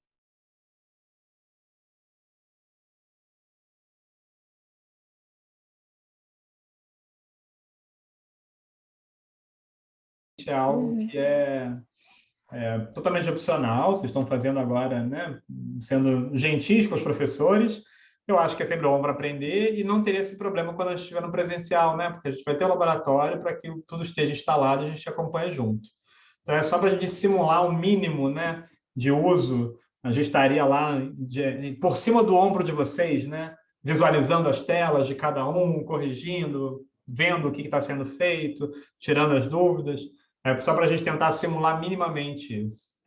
Mariana, conseguiu voltar? Tudo bem? Estamos estáveis? Sim, desculpa, acho que teve uma queda na internet aqui. Aí Não, caiu, assim. problema algum. Foi uma queda generalizada. Todos tivemos instabilidade. Eu só estava explicando para vocês o que fazer caso uma pesquisa numa base de dados seja importada erroneamente como fator, caso tivesse sido uma pesquisa com perguntas abertas realmente. Então, a gente teria que fazer uma importação daquele tipo ali, que é o inverso do outro, né? Quando a gente tem uma importação de texto, a gente quer tratar como fator, a gente usa a função asFactor. Quando a gente tem uma importação de fator, que na verdade deveria ter sido texto, a gente importa com asCharacter, né? Que é o que está na linha 83. Não foi o exemplo aqui do nosso caso, mas fica para vocês, caso vocês trabalhem com outra base, que seja esse o caso. O Alckmin até me passou mais uma base, eu vou dar uma olhada ainda para a última aula, dependendo do tempo que a gente tiver. Se vocês não quiserem tirar dúvidas sobre o trabalho, a gente pode ver isso para encerrar. Vamos olhar aqui, então, os rótulos, né? Esses são bem importantes. Os rótulos, a gente vai usar essa função ATTR, que é a mesma função attributes, só é mais abreviada, né? O pessoal da programação gosta de abreviações. A gente vai buscar qual é o label, qual é o rótulo da coluna D16. Isso é bastante útil. Roda para a gente aí, Mariana, por favor. O que isso faz? Né? Isso nos indica imediatamente qual é o texto, né, integral da pergunta. Então, se a gente está lá com um determinado dado, a gente acessa o dado muito facilmente. Né? A gente viu ali, pesquisa cifrão D16. São os resultados da pergunta D16. Mas se eu quero saber qual era a pergunta, né? Como eu falei para vocês de novo, o R gosta de agregar tudo dentro dele, tudo no mesmo ambiente. Nem precisa abrir o PDF, né? A gente sabe que a pergunta está aqui como o label da pergunta D16. Na casa do senhor, o português é a única língua falada ou vocês falam outra língua em casa? Espontânea, né? Para saber que a pessoa vai responder. Como é que a gente exibe todos os rótulos das colunas de uma só vez? É para isso que a gente usou esse pacote, vai usar esse pacote labeled, né? Que eu sugeri que vocês instalassem também no começo. De novo, os pacotes do R também são muito pequenos, tá, gente? Eles ocupam muito pouco espaço no computador. É código bruto mesmo, é só um conjunto de textos. Então, vamos agregar o pacote labeled ao nosso projeto atual, nossa seção, e vamos usar aí um comando um pouquinho mais complicado, que vocês veem que são várias funções, uma dentro da outra, né? A gente está imprimindo como uma tabela, buscando dentro de uma pesquisa, sem dar os detalhes, todas as suas entradas. A gente quer aqui mostrar os rótulos, né, de todas as entradas. Beleza, temos aqui todos os rótulos que nos dão as perguntas, né, na sua íntegra. Algumas delas estão como NA, são aquelas que a gente criou à parte, lembra? Ou podem ser algumas que não foram preenchidas originalmente na pesquisa também. Se for o caso, a gente pode preencher. Legal. Vamos ver como a gente já fez na última aula a famosa frequência simples de uma única variável? Vamos pegar os atributos daquela variável que a gente mesmo fez. Essa versão aqui é aquela que foi salva com uma manipulação no PSPP. Lembra que a gente fez? O Alckmin agregou na variável religião. Vamos ver os atributos dessa coluna, então, aí, que é a linha 96. Confere, né? Temos fatores. Quais são os níveis desse fator? Né? Isso aí foi a gente que decidiu na aula. Católica, evangélica, Umbanda, Candomblé é um nível só, está agregado. Espírita é outro, ateu sem religião é outro e outras é o último. Temos um total de 6 níveis possíveis, então. O rótulo dela está apenas como religião, foi o que a gente criou, e confere que ela é um fator, então é a resposta, né, a categórica. No nosso caso, é uma agregação de variáveis, né, mas foi categórica porque são só essas 6 possibilidades, incluindo outras, né? Não deixa de ser categórica por ter outras. Frequência simples a gente tira com essa função chamada table. Table aqui não é uma tabela, table aqui é o verbo to table, que significa tabular. Vamos tabular os dados minimamente? Isso é a frequência simples. De que a gente está tirando os dados? O que a gente está tabulando? Estamos tabulando a coluna religião da pesquisa. E aquela opção final ali é uma opção para usar non-availables. Né? Então, Mariana tinha perguntado antes, é a mesma coisa o zero e o nulo? Não, o zero não é a mesma coisa que nulo, e nenhum desses dois é a mesma coisa que NA. NA é um outro valor que é não disponível, indisponível, é um valor faltante de uma determinada entrada. Então, a gente pode ter um valor faltante, isso não é problema, desde que ele esteja registrado como faltante. Você tem que dizer, olha, isso aqui não é um erro. Eu não tenho um total, né? Agora, foram entrevistadas 2.506 pessoas. Digamos que uma dessas pessoas não tivesse respondido à pergunta de religião. Eu não tenho nem outros, não tenho nem não religião. Está em branco, ficou em branco, foi erro da pesquisa. Se a gente não tivesse dito explicitamente, olha, esta resposta aqui está faltando, a gente teria um conjunto de 2.505 respostas. Isso estragaria tudo. Por que isso estragaria tudo? Porque a gente sabe que, se são 2.506 respondentes e as respostas estão em ordem, se uma delas está ausente, eu não sei mais qual é a ordem se eu tiver apenas 2.505 respostas. Eu perdi em algum momento da minha pesquisa a sincronização dos dados e as linhas não poderiam estar completas. Então, um desastre. A pesquisa não faria mais sentido. Gabriel, para evitar isso, a gente marca como um dado indisponível e mantém a coesão dos dados. Fala, Alckmin. Isso não é o missing. Isso é o missing. Isso é o missing. É o não disponível. É um valor próprio que o R tem para qualquer valor que esteja indisponível. É a mesma coisa que o missing. Mas é interessante que você diferenciou do zero e do Isso, cara que não quis responder. São três coisas exatamente. diferentes, né? Exatamente. São três coisas diferentes. E tem a quarta coisa diferente, aquilo que eu falei para a Mariana, que é o nulo, né? O nulo realmente é a inexistência do dado. Não é a inexistência da resposta, né? A resposta ausente, o missing, é o NA, é o indisponível na linguagem do R. Isso é diferente do nulo. O nulo é realmente o dado não existe. Aí, se o dado não existe, a gente passa a ter colunas com 2.506 respostas e uma outra coluna completamente anômala com 2.505 respostas. Isso não pode acontecer. Se isso acontece, a gente não consegue nem montar a planilha. Nesse nosso caso aqui, a gente já partiu de uma planilha de uma base de dados pronta, né? Que ela já era coesa. Mas se fôssemos nós a montar uma planilha, a montar uma resposta, um conjunto de respostas de uma pesquisa que a gente tivesse feito, essa é a forma como a gente coloca as respostas ausentes, os missing values, os valores não disponíveis, né? É o valor específico chamado NA de non-available. Então, aqui, nessa tabulação, ele mostraria para a gente, se tivessem valores missing, eu quero que você me diga, inclusive, mostra para mim, missing, eu tenho 7 valores missing nessa coluna. Ele me mostraria, graças a essa opção, use NA if any. Então, se houver qualquer valor não disponível, eu quero que você tabele, né? Tabule esses valores para mim também e me mostre a quantidade desses valores. Nesse caso aqui não tem. A pesquisa foi integralmente respondida. Quando a gente fez a agregação, todo mundo respondeu. Então, temos aqui as frequências simples das respostas. Vamos fazer um gráfico dessa frequência simples e ver, né, parecido com o que a gente tinha no PSPP?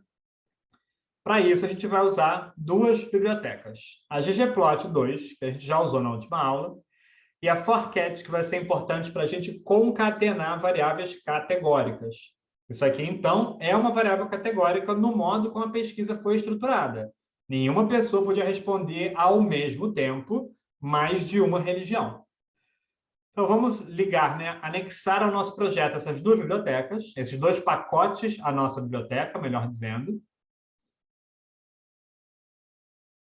Beleza. Agora, antes da gente executar essa linha, que é uma linha bem grande, bem completa, vamos ver se a gente consegue ler essa linha, de acordo com o que a gente aprendeu nas duas últimas aulas, e entender que gráfico está sendo gerado. É uma linha gigantesca. Nossa, a tela quase inteira da Mariana é uma linha de código só. São várias linhas separadas, né? Mas é uma linha de código só. Não tem problema, não tenham medo, tá? De linhas muito grandes assim também.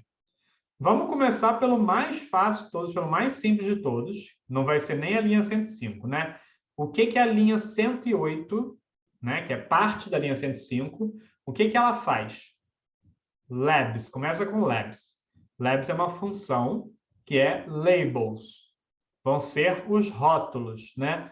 Lembrem que os gráficos, né, pelo ggplot são construídos em camadas. A gente tem uma base e a essa base a gente acrescenta diversas camadas.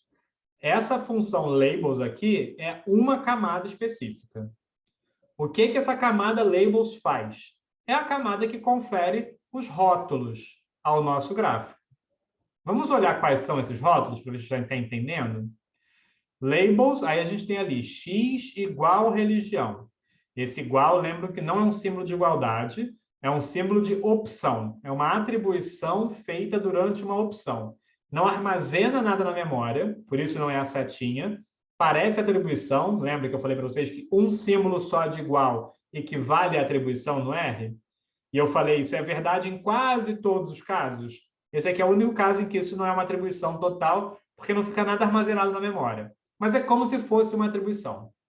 Pense, então, que labels, né, tem uma opção em que o valor x recebe esse texto. É um texto, né, está entre aspas, é um valor literal, texto religião. O que isso está querendo me dizer? Em português bem claro. O rótulo do eixo x é religião. X está ali puro porque é o mais usado, né? X é o eixo horizontal e Y é o eixo vertical. Tem o rótulo para o eixo vertical aqui? Nem tenho. que é a opção seguinte? É a opção título. Bom, se é o rótulo título, e o rótulo título é religiões na pesquisa, eu estou imaginando que isso seja o título do gráfico. Muito direto, muito simples. Em seguida, o subtítulo. Depois, caption. Caption é como se fosse um rótulo menor, né? É um rótulo que aparece no canto inferior direito. Quase que uma legenda, mas não é a legenda que ela não dá né, o título das variáveis. É de fato a caption. Existe a legend também, que é efetivamente a legenda, que a gente vai ver logo a seguir. Então, labels é a mais simples de todas, né? É só o conjunto de nomes, de títulos que aparece no nosso gráfico. Ele é uma das camadas. Veja como é que foi feita essa disposição. A função labels recebe 4 argumentos. De novo, é a mesma lógica de sempre, que a gente viu lá desde a nossa primeira aula. A função print, quando a gente deu oi para o computador, foi a primeira coisa que a gente fez. A função print tinha um argumento que era um texto oi. Mesma coisa aqui. A função labels, só que ela tem 4 argumentos. Como é que se separam os argumentos no interior de uma função? Por vírgulas. Tem uma vírgula separando cada um deles, né? Separando o primeiro do segundo, o segundo do terceiro, o terceiro do quarto, uma vírgula. Eu estou pulando linha. Eu estou pulando linha só para não ficar uma linha gigantesca, comprida, difícil de entender. Lembra que eu falei para vocês? Sempre que a gente pula uma linha logo depois de um elemento que o R sabe que não termina a linha, o R sabe que não dá para terminar a linha com vírgula, o R sabe que não dá para terminar uma linha com um sinal de mais, então ele sabe que a linha seguinte é a continuação da linha anterior. Por isso que a vírgula é muito útil nesse caso. Ela ajuda a gente a estruturar. E olha como é que as linhas 109, 110, 111, elas estão exatamente embaixo da linha equivalente, da opção equivalente, que é o X. Fica evidente para todo mundo? Todo mundo consegue enxergar essa prioridade, como é que está distribuída em níveis? Bota o cursor ali para a gente, Mariana, por favor, antes do X, dentro da função labels. Clica aí para a gente. Isso. Se você apertar a setinha para baixo aí, é só isso que eu estou dizendo, é só uma disposição vertical. Vejam como ela está exatamente verticalmente na mesma disposição. Isso significa que são todos argumentos da mesma função. Qual é a função? É a função labels, é o que está ali à esquerda, um nível acima, digamos assim. Vocês fazem isso em texto, né? Normalmente, quando você faz um texto, você tem uma seção de um capítulo. O capítulo está lá com determinada fonte, ele está com espaçamento e ele tem uma paragrafação. Quando a gente vai para uma subseção dentro desse capítulo, a gente não dá um tab? A gente não faz um parágrafo, não entra, né? Um nível inferior? É muito engraçado. Eu lembro que eu tive, quando eu era criança, uma aula de ciências com um professor que era super rígido e ele ensinou para a gente a fazer exatamente isso. Ele disse assim, olha, você tem que saber que as coisas têm um grau de hierarquia, né? A gente estava aprendendo aquela básico de biologia, que é a ordem das espécies, né? No interior de reino, filo, classe, gênero, espécie, ordem, né?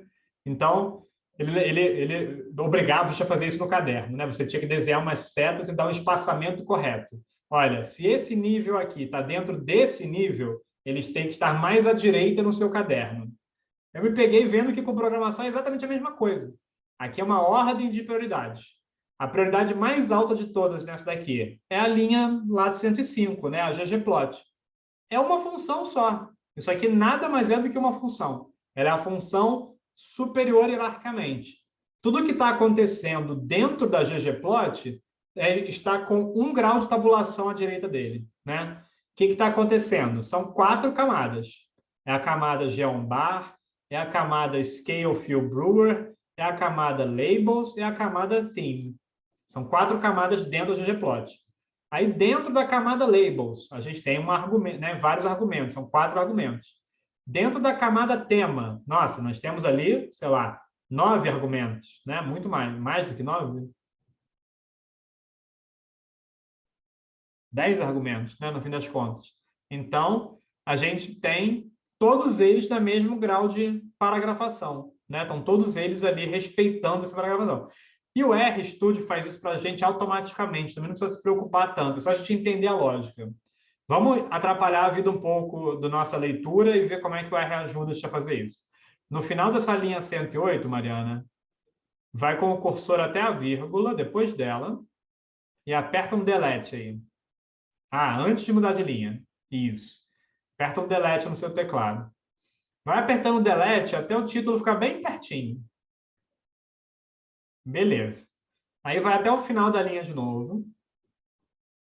Até a vírgula. Deleta de novo.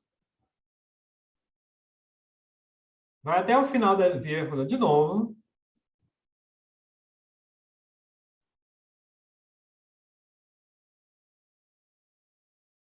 Tem uma tecla que é a tecla End no teclado, se você quiser também.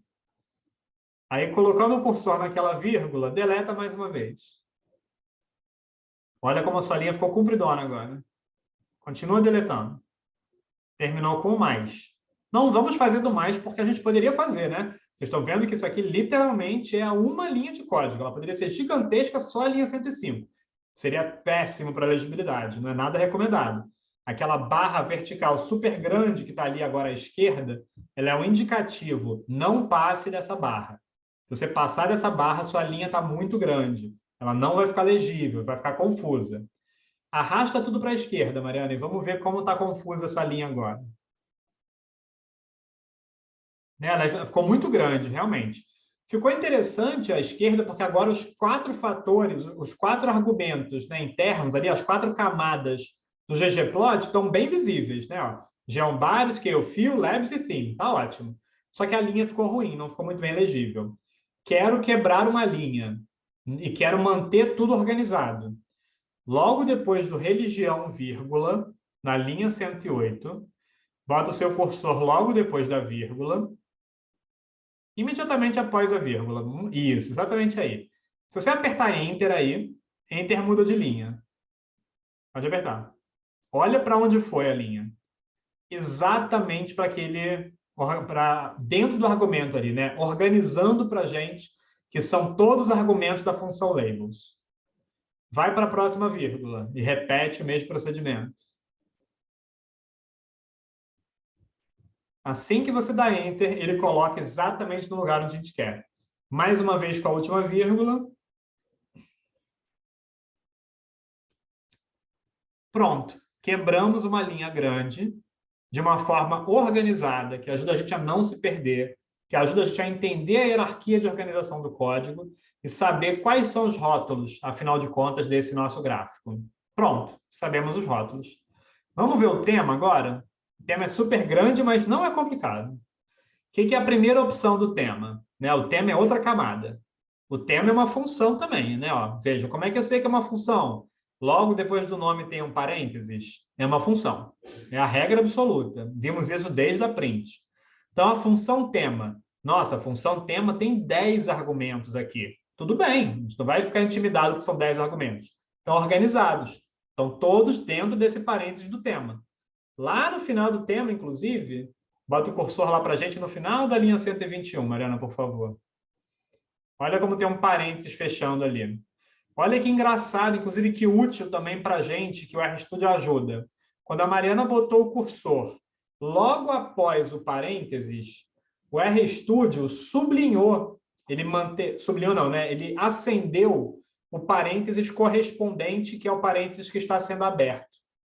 Então, ele diz, esse parênteses aqui, logo antes do cursor da Mariana, ele está fechando, ele está encerrando todos os argumentos de qual função? Aí você olha lá, ó, acendeu lá no começo do tema, ficou aceso ali mostrando, esse é o parênteses que está sendo aberto, esse é o parênteses que está sendo fechado. Se a Mariana apertar uma vez para a esquerda, com o cursor dela agora, ela foi para um outro parênteses, que infelizmente não está iluminado, eu queria que tivesse. Ai, que pena. Dá um espaço aí, Mariana, só para a gente ver se ele consegue iluminar também. E volta. Ah, agora foi. Olha só. Quando a gente espaçou, ele ajudou um pouquinho ele. Esse parênteses agora, que está logo antes do cursor onde a Mariana está agora, é o parênteses de qual função? É o da função unit. É a função unidade. Ficou aceso ali o parênteses. Isso ajuda muito a gente a acertar. Todo parênteses tem que ser aberto, tem que ser fechado. O programa até faz isso sozinho para a gente viu, né? Mas quando a gente quer ler, quando a gente quer entender o que está acontecendo, nada melhor do que a gente usar as funcionalidades que o ambiente mostra para a gente. Para a gente não se perder, tá? Eu sei que isso confunde um pouco no começo. Fala, Alckmin. Tem as cores também que ajudam, né, no modo de edição, né? Certamente. Aí fica...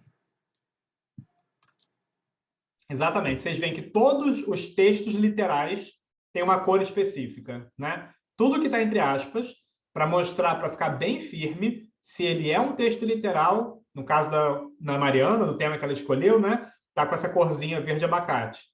Todos os sinais que são operadores da linguagem, é o parênteses, é o mais, é a vírgula não, é parênteses, é o mais, é o igual, esses símbolos que são operadores da linguagem, eles estão com essa cor rosa, por exemplo. Todos os valores que são constantes numéricas, estão com uma cor roxa. E o resto está como texto, realmente. E aí esse texto é um texto que é algum tipo de comando, né? Algum tipo de comando na linguagem. Ou é algum tipo de objeto que a gente construiu na linguagem. Exatamente. Vamos ver, então, as opções do tema. São bem simples, né? Apesar de serem extensas. A primeira opção, posição da legenda. Qual é a posição da legenda nesse caso? É uma opção chamada none. Nesse caso aqui é uma opção que é uma opção textual mesmo, mas que indica para o ggplot que eu não quero visualizar a legenda. Então, legenda, nenhuma posição. Ela vai desaparecer. A próxima opção, background, né? O panel background, é o fundo do painel. Né? Por padrão, não sei se vocês lembram, ele colocava um fundo cinza, que tinha uma pequena grade para ajudar a visualização numérica. Eu quis mostrar para vocês que aquilo era opcional. Aqui eu retirei o fundo cinza. Aí aqui eu tenho a posição do título no gráfico. Eu posso alinhar a posição com o gráfico somente ou com a imagem como um todo. Quando eu falo plot, eu estou alinhando com a imagem como um todo e não somente com o gráfico. O seguinte, né? Eu tenho o elemento textual. É o tamanho, é o tipo que está em negrito, é a justificação horizontal. A gente já viu tudo isso, né, na outra aula. Subtítulo tem outro tamanho, tem outro tipo de face, que é o regular, né, que é o normal, ou seja, nem negrito, nem itálico, é chamado de plain. A gente tem o eixo X ali, o texto do eixo X. Ele está angulado. Isso é uma opção nova que eu quis mostrar para vocês. A gente pode angular, né? Colocar uma angulação, no caso aqui, no texto do eixo X. Aqui a gente tirou o título do eixo X, a gente não quis dar um título específico, colocamos como elemento em branco. E a gente tem uma caption, que é aquele rótulozinho no canto inferior direito para vocês, que eu mostrei também. A gente tem ele aqui com um outro tamanho, ele está em itálico, e ele tem um outro alinhamento vertical, uma outra justificação vertical. Vocês vão ver que quando visualizar o gráfico, eu quis colocar ele um pouquinho mais para baixo. Então, eu botei -3 para ele descer um pouquinho. E, finalmente, a gente tem uma margem aqui, que eu não tinha apresentado para vocês também, mas eu quis aumentar um pouco a margem do próprio gráfico. É uma combinação de 4 valores, uma combinação, então, de uma unidade ali, né? Os valores estão em centímetros, então depois eu passo a medida. Então, ó, a função unidade tem 2 argumentos. Qual é o primeiro argumento da função unidade? É uma combinação de valores, 4 valores, é o valor de cada uma das margens. Aí tem que olhar qual é a ordem, que eu não lembro, superior, inferior, esquerda, direita.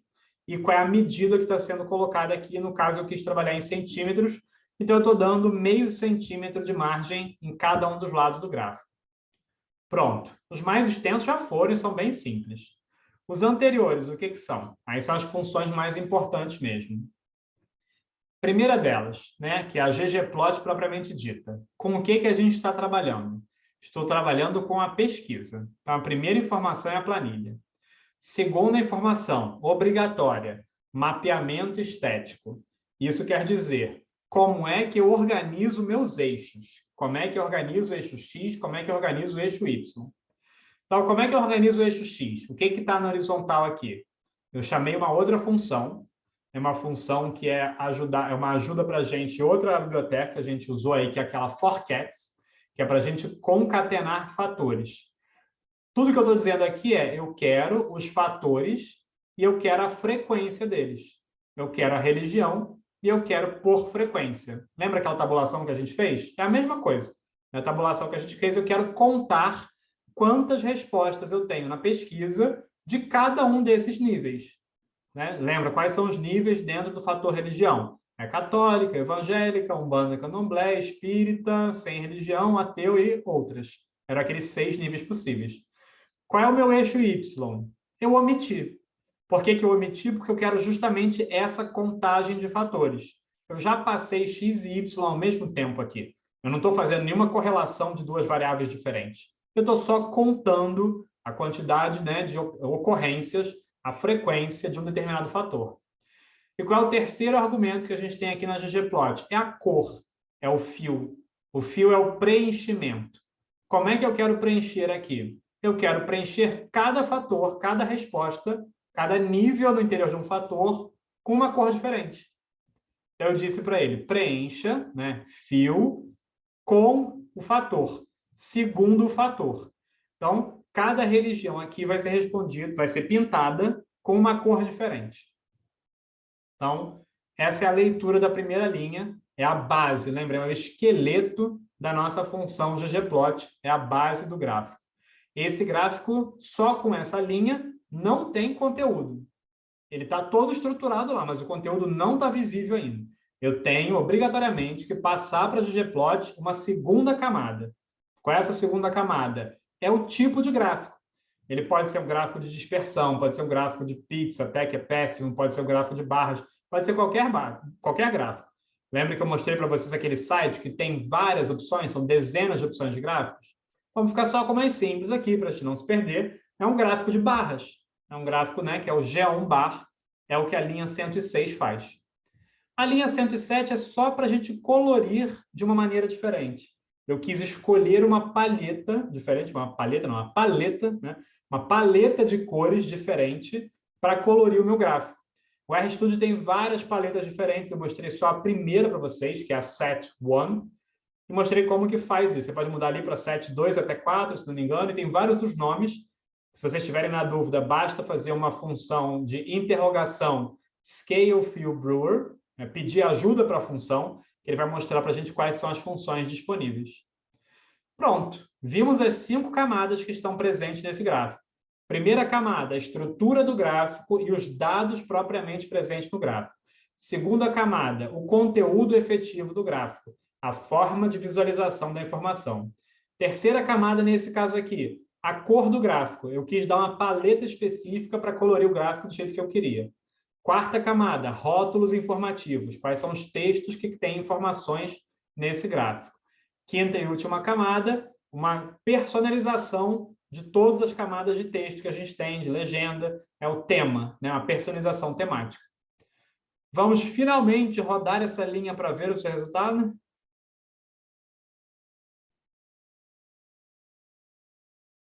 Ele vai pensar um pouquinho e vai mostrar para a gente. Está super apertadinho, então a Mariana pode puxar um pouco para a esquerda e, mais importante ainda, puxar para cima.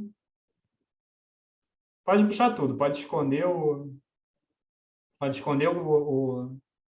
quadrante superior.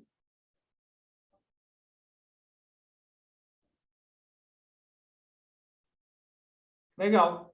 Depois de um tempinho, né, ele dá uma reestruturada, ele reformata para o espaço disponível e temos ali as religiões na pesquisa, agregadas segundo a quantidade de respostas. Olha como os eixos X, né, cada um deles está virado, né, angulado em 40 graus. Então, isso facilitou a leitura, porque eram rótulos grandes. Se eles tivessem ficado exclusivamente na vertical, ficaria mais difícil de ler. Colocamos ali a fonte. Nesse caso, fomos nós que fizemos o gráfico, então vamos colocar que foi uma elaboração própria. Ajustamos um pouquinho a fonte mais para baixo, porque ela estava um pouco mais para cima originalmente. Colocamos umas margens.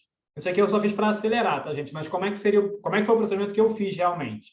Eu fui passo a passo, camada a camada, vi o resultado. O resultado estava satisfatório? Legal. Não estava satisfatório? Vou alterar esse valor, vou mudar o tamanho da fonte, vou acrescentar uma nova camada, vou tirar um elemento que não preciso, que está poluindo o meu gráfico, e eu tenho um gráfico que é bastante informativo, né? Que transmite informação de uma forma bem rápida. Parece complicado? Nossa, foi esse bando de coisa aí que a gente teve que escrever para fazer um gráfico. Aí vem o grande segredo da linguagem de programação como um todo.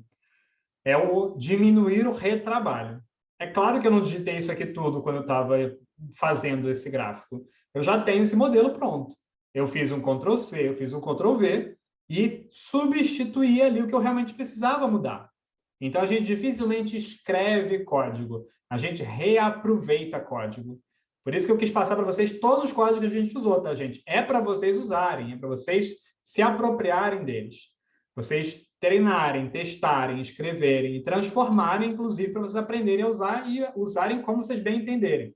Esse código, né, o que eu estou passando para vocês aqui na aula, vira um código aberto para vocês usarem também, para vocês aprenderem. Última coisa, não adianta nada a gente fazer e ficar com o gráfico aqui dentro, né? A gente tem que salvar o que a gente fez.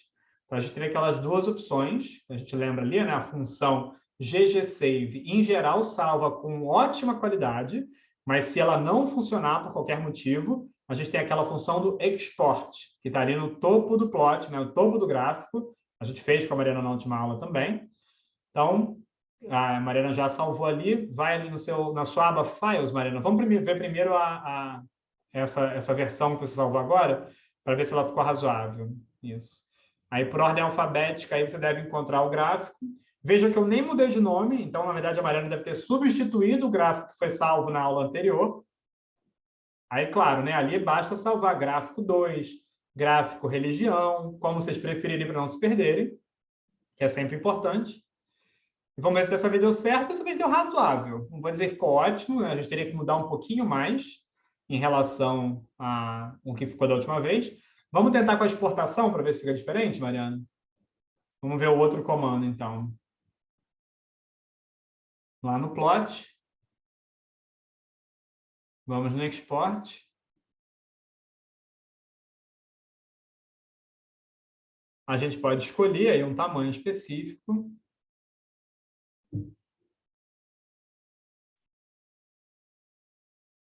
E ele deve visualizar depois de salvar. Ficou mais, né, ficou pequenininho, tá um pouco menos legível, a barra ficou, né, com um tamanho um pouco menos representativo. Duas coisas que a gente pode fazer, tá? A gente pode mudar. Pode voltar lá para a gente no export mesmo, Mariana.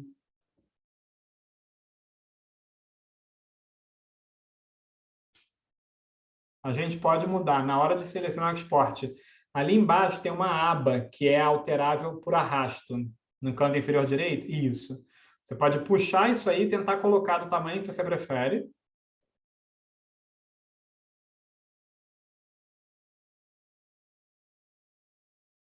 Ou a outra opção, isso, pode fazer um update preview ali que ele vai mostrar um novo tamanho. Ou você pode mudar aí nessas opções de largura e altura e colocar números maiores, né? Experimenta um 800, por exemplo, de largura e um 600 de altura para ver como fica. Vê se o update preview funciona aí agora, Mariana. Bom, você já mandou salvar, não tem problema.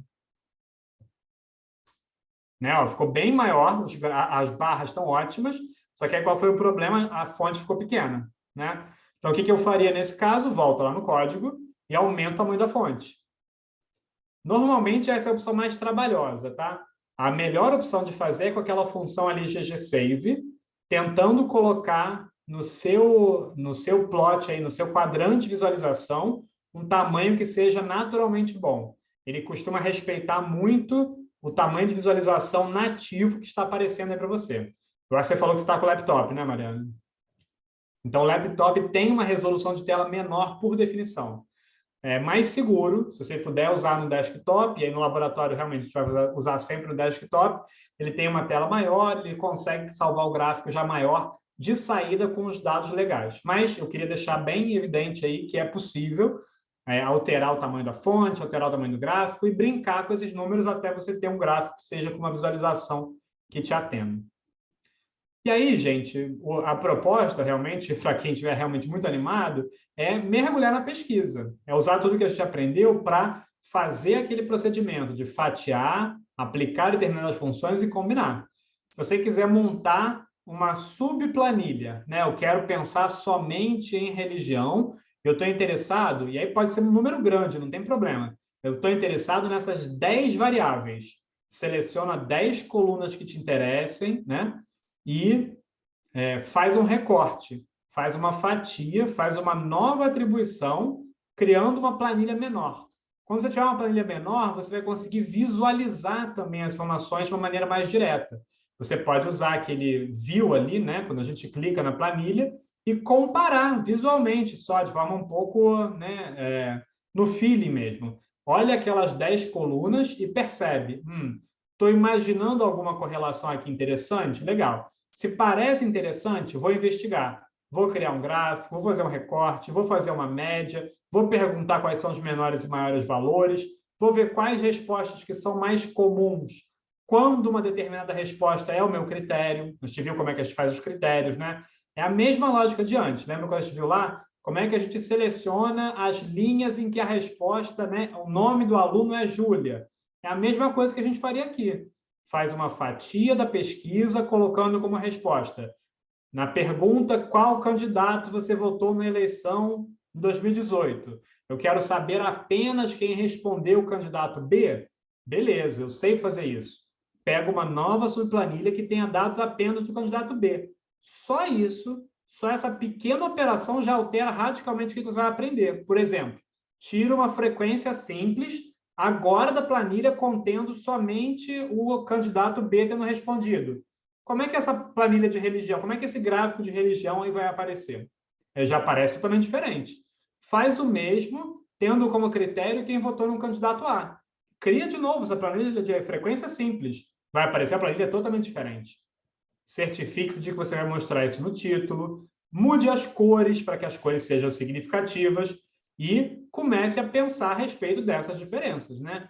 Aí, de novo, é o momento onde o trabalho do cientista social está começando, não está terminando, né? A gente tem que interpretar os dados. A gente tem que ler, fornecer nossas leituras, interpretações a respeito dessas informações que a gente está gerando. Aí sim a gente consegue, né, fazer um tipo de trabalho mais profundo. É isso, gente. Sei que foi até tarde hoje, mas queria realmente terminar com uma base muito complexa, grande, né, que a gente tem. Obrigado, Mariana, por ter compartilhado mais uma vez, várias vezes ali ao longo da aula. A minha ideia é corrigir os trabalhos de vocês já para a próxima quarta.